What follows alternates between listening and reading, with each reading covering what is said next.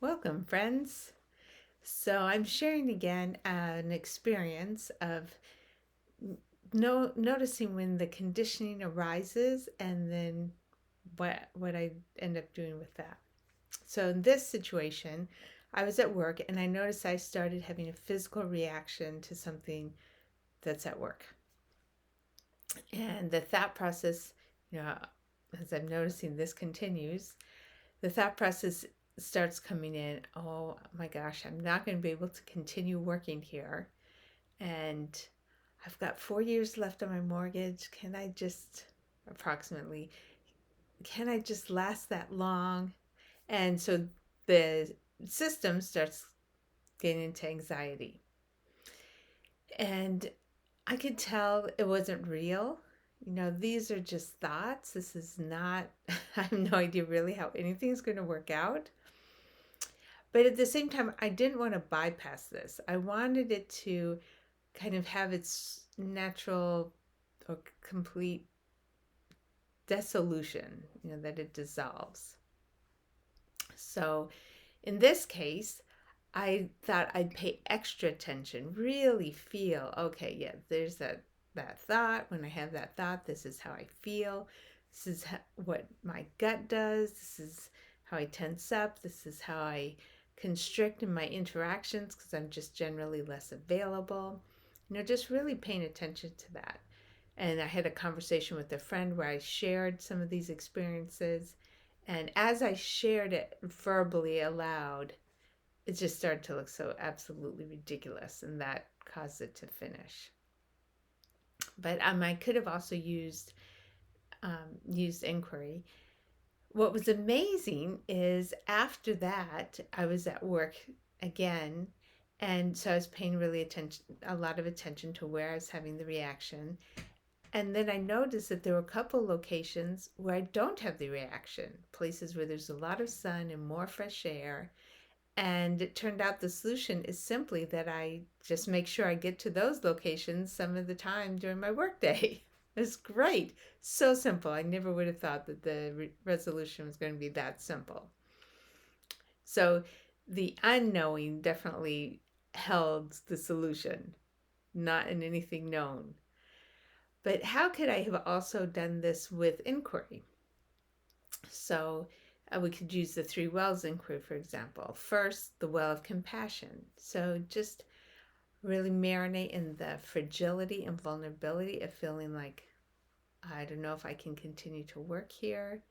It's so out of my control. My body's mechanisms here don't feel like they're in my control. And that sense of just nothingness is actually in the end a connection back to emptiness. So I feel the vulnerability, I feel the fragility, and then the sensations sort of turn into emptiness for me. But either way, I could just have compassion for that sense of fragility. Then after that, I go to the well of wise attention. So I just pay attention, okay, what's true here? What do I know here? And I certainly didn't know if I'd have to quit my job. I didn't know if there might be a solution that would come. There's a lot more unknown. I mean, I just noticed this reaction and I hadn't really teased out all of its nuances yet. So there's so much unknown.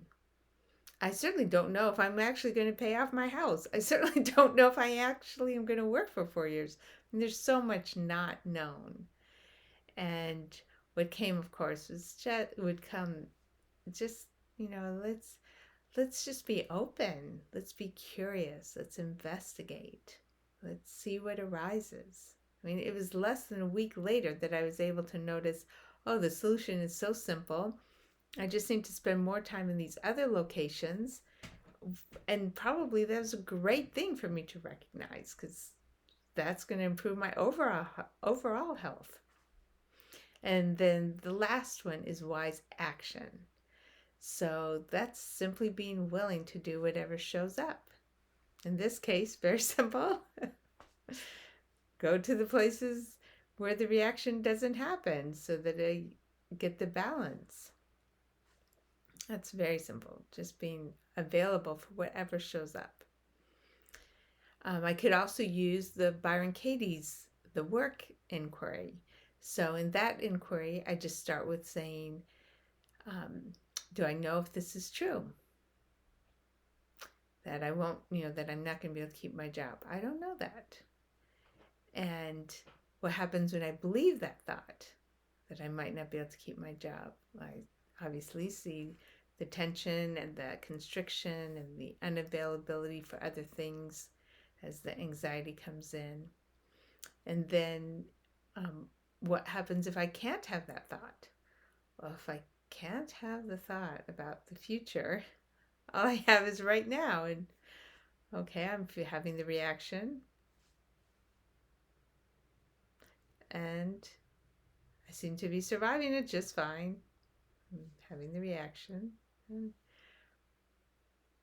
and maybe I end up wanting to leave work early that day. Okay, I can leave work early. Like, who knows? There's no problem now.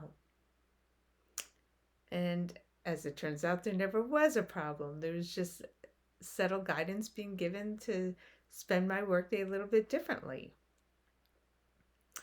So then there's the opposite. Is the opposite equally true?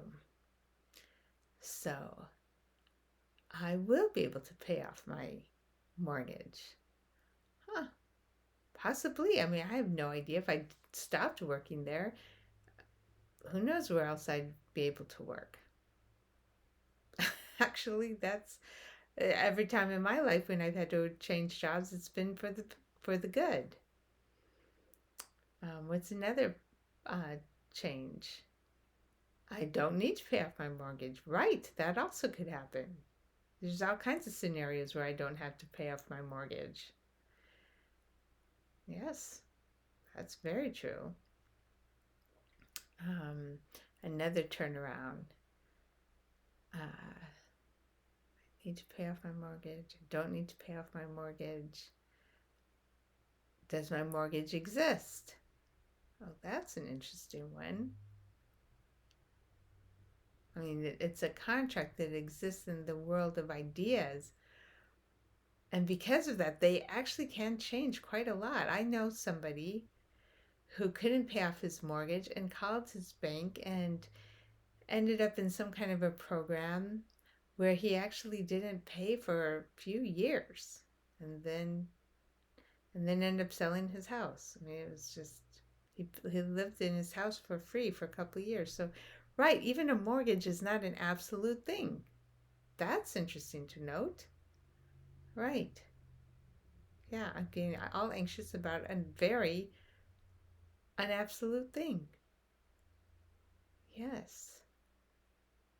And right, the the pain thing, I mean, that's very unabsolute. um, Money is symbolic. Yeah, of course, it looks like I pay my mortgage, but I mean, really what happens? Money that I'm not expecting shows up, and bills I'm not expecting show up, and bills I am expecting don't show up. So, yeah, there is no predicting about any of that stuff at all. At all. So, so I might as well just take a wait and see approach. That is really the truth. The wait and see approach on any of these kinds of abstract idea things, very much wait and see approach. It turned out even my physical reaction, wait and see approach. It was only, it could be moderated very easily by moving to a different space. Yeah, so it's interesting that the old habit of thoughts, will constrict around particular ideas, but that's all it is, just an old habit. the reality is, as something arises, right in its side is the balancing thing. That has been the truth in my life over and over and over. And usually the balancing thing is the good that is being brought into my life, as in this case. So anything causing anxiety is simply just, instead, it's like a little dinner bell. Oh, we're about to have dinner. Some new gift is about to show up. Anything causing anxiety, I could just see as a dinner bell. Just, oh, look, we're about to have something new show up. And in this case, to move to a different spot while I work. So these are 3 approaches I've used to just allow the whole mental mechanism to just come to rest, run out of steam. And as it runs out of steam, it's just so much easier to access the natural peace that we are.